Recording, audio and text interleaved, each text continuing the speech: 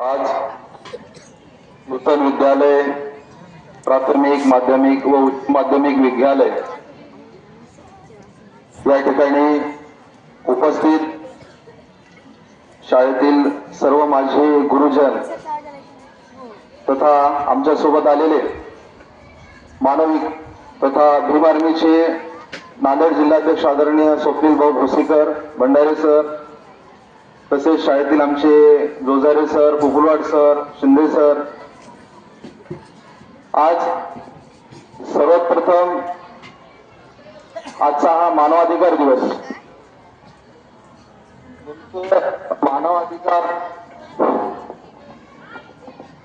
मानवाधिकार दिवस आणि भारतीय संविधान हा आमचा महत्वाचा विषय आहे।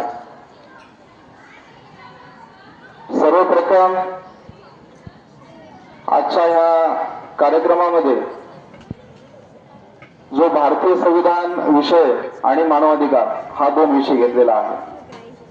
मानवाधिकाराची व्याख्या जर सांगायची असेल, मानवाधिकार आपण बऱ्याच ठिकाणी ऐकत आहोत की मानवाधिकारचा हनन झालंय, मानवाधिकारांवर दबाव येत आहे, कुठं मॉब लिंचिंग आहे, कुठं होणारे अत्याचार आहेत, या संदर्भातला आजचा हा दिवस।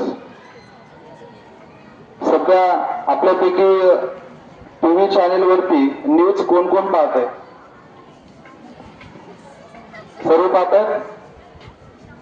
मुलांमध्ये टीव्ही चॅनेल वर न्यूज बातम्या कोण कोण पाहत आहे आपल्यापैकी? प्रश्न विचारणार नाही, थोडं नका दडपण घेऊ, कारण आज टीव्ही मध्ये आपण पाहतोय की एका देशाने दुसऱ्या देशावर हल्ला केला, रशियावर हल्ला झालाय, गाझा पट्टीवरचा हल्ला झालाय, रूसचा हल्ला झालाय, हे आज आपण पाहतो। त्याच पद्धतीचं इसवी सन पूर्व 539 मध्ये स्पेस फॅन्सिक यांनी गुलामगिरी ह्या विषयावर गुलामगिरीला मुक्त करण्यासाठी त्यांनी सर्वप्रथम जाहीरनामा जर कोणी काढला असेल तर फिलिस मध्ये इसवी सन पूर्व 539 मध्ये काढला आला। त्यानंतर मानवाधिकाराचे नेमकं उगमस्थान कुठे झालंय, मानवाधिकार नेमकं कशाला म्हणतात?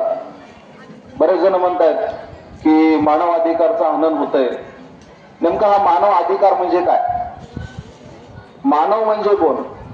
मानव म्हणजे आपण जसं वर्गीकरण करतो पुरुष आणि स्त्री, पुरुष आणि स्त्री मध्ये वर्गीकरण करत आहेत। मानव म्हणजे मानव, भले तो पुरुष असेल अथवा स्त्री असेल, पण तो मानव। या मानवाधिकाराला कुठल्या प्रकारचे अधिकार दिलेले आहेत? कुठले अधिकार आहेत?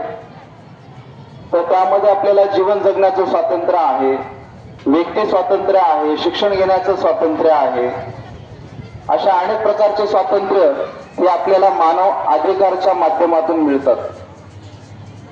पूर्वी ज्यावेळेस मानव अधिकाराचं उल्लंघन व्हायचं, ज्यावेळेस फिलिस्तीन त्या वेगवेगळ्या राज्यामध्ये भांडणं झाले आणि त्यानंतर द्वितीय विश्वयुद्ध ज्यावेळेस झालं, द्वितीय विश्वयुद्ध हे ब्रिटन आणि जर्मनी या दोन देशामध्ये झाले आणि त्यावेळेस जगातील 60 देश हे त्या युद्धामध्ये सहभागी झाले आणि युद्धात सहभागी झाल्याच्या नंतर त्यामध्ये 6 कोटी लोकांचा मृत्यू झाला।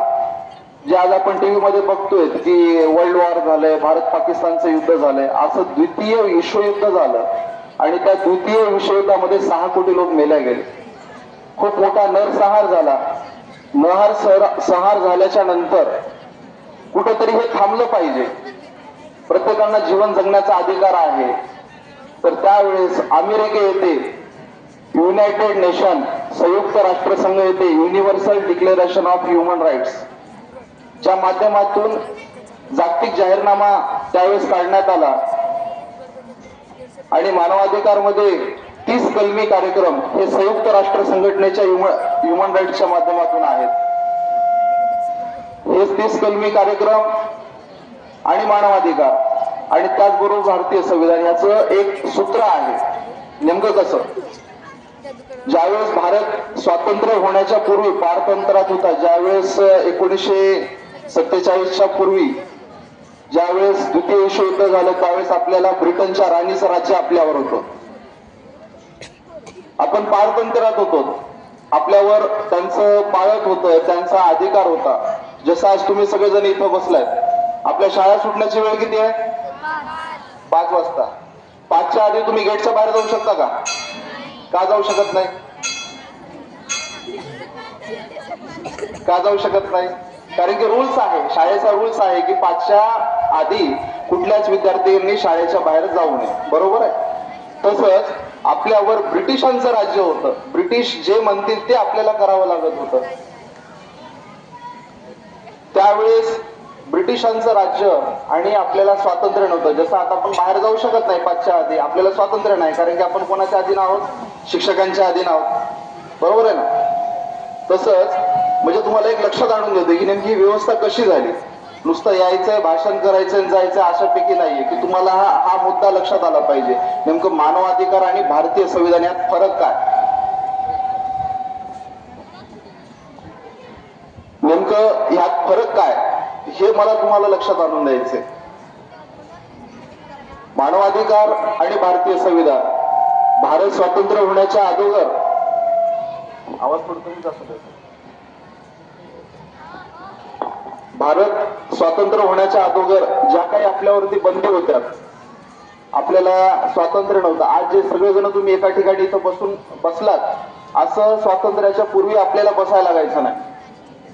भारतीय राज्यघटनेचे शिल्पकार डॉक्टर बाबासाहेब आंबेडकर यांच्या काळचं जर जीवन आपण लक्षात घेतलं तर त्यावेळेस बरेचसे विद्यार्थी हे शाळेमध्ये शिक्षण घेत होते आणि बाबासाहेबांना शाळेच्या बाहेर बसावं लागत होतं.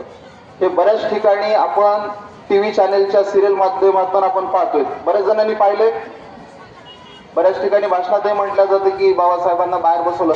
म्हणजे हे उच्च नीचतेची जी काही पायरी होती त्यावेळेस समाजामध्ये, त्यामुळे त्यांना शिक्षण घेण्याचा अधिकार नव्हता. आज जसं तुम्हाला इथं सगळ्यांना एका ठिकाणी बसून एका वर्गामध्ये एकमेकाच्या बाजूला, भले ते कुठल्याही जातीचा असो, कुठल्याही पंथाचा असो, पण तो एका ठिकाणी बसून आपल्याला शिक्षण घेण्याचा अधिकार दिला.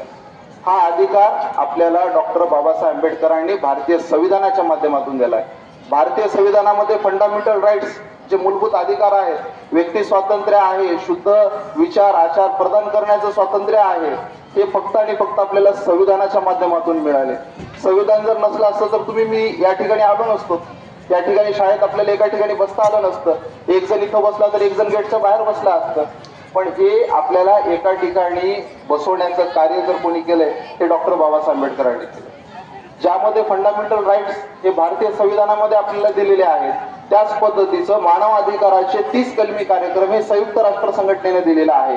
त्याला जागतिक जाहीरनामा असं म्हटलं जातं. या जागतिक जाहीरनाम्यामध्ये 30 कलमी कार्यक्रम आहेत. नेमकं कोणते आहेत?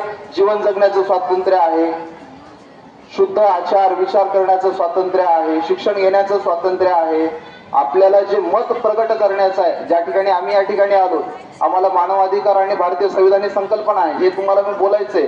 हे स्वातंत्र्य सुद्धा या अगोदर नव्हतं. ते कधी आलं? भारतीय स्वातंत्र्य झाल्याच्या नंतर आलं.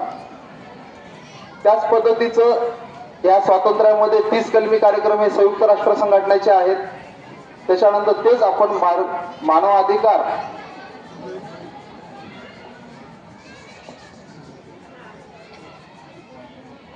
विद्यार्थी मित्रांनो, तुमचा जास्त वेळ घेणार नाही, अवघ्या थोड्या वेळातच मी कार्यक्रम संपवेल. पण थोडं एक वेळेस ही संकल्पना जी आहे आपण सर्वांनी शांततेने ऐकून घ्यावं.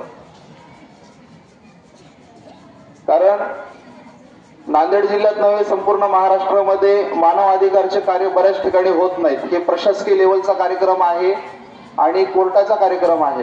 या ठिकाणी आपण जे रोजचं जगतोय, आपण जे जीवन जगतोय, आपल्याला रोज हवा लागतंय, पाणी लागतंय, शिक्षण लागतंय, आरोग्य लागतंय, हे नेमकं कशाच्या माध्यमातून मिळतं? तर संविधानाच्या माध्यमातून मिळतं. हे मी तुम्हाला सांगण्यासाठी या ठिकाणी आलोय. माहित आहे बऱ्याच जणांना पाठीमागे ऊन लागतंय, तरी मी थोडक्यात कार्यक्रम आटपतोय. ज्यावेळेस संयुक्त राष्ट्र संघटनेचा 30 कलमी कार्यक्रम आणि भारतीय संविधान याचे ज्या काही फंडामेंटल राईट्स आहेत, आपले मत मांडण्याचं स्वातंत्र्य असेल, शिक्षणाचा अधिकार असेल, आज प्रत्येक या ठिकाणी माझ्या या ठिकाणी ज्या मुली बसलेल्या आहेत, या अगोदर जर संविधान नसलं असतं तर तर तुम्हाला या ठिकाणी बसण्याचा अधिकार होता का?